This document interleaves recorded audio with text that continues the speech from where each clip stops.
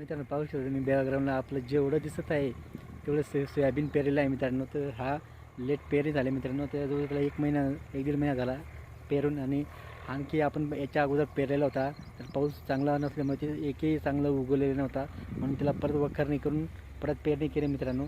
तर आपल्याला सोयाबीन खूप लेट जाणार आहे. ते आपल्याला आपल्या विहिरीमधलं जे पाणी आहे ते आपल्याला भरावं लागणार आहे शेवटपर्यंत, कारण की पावसाचं आताच थोडंसं चांगलं पडत नाही आहे, तर पुढचं आपण सांगू शकत नाही. म्हणून आपल्याला विहिरीचा पाणी जो आहे तो आपल्याला भरावं लागणार आहे मित्रांनो शेवटपर्यंत.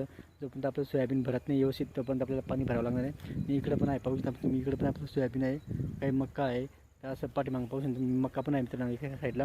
अशा पद्धतीने आपल्याला यावर्षी खूप लेट झालेला सोयाबीन आहे मित्रांनो. आणि पाणी व्यवस्थित नसल्यामुळे ते उगलं नव्हतं, म्हणून पुन्हा पेरणी केली आणि पुन्हा उगवला मित्रांनो. त्यासाठी आपल्याला विहिरीतलं पाणी वापरावं लागेल मित्रांनो, कारण की पाणी नसल्यामुळे उगवलं नाही. त्यामुळे मित्रांनो व्हिडिओ आवडला तर लाईक शेअर करा, आमच्या चॅनल सबस्क्राईब करा. जय जवान जय किसान मित्रांनो.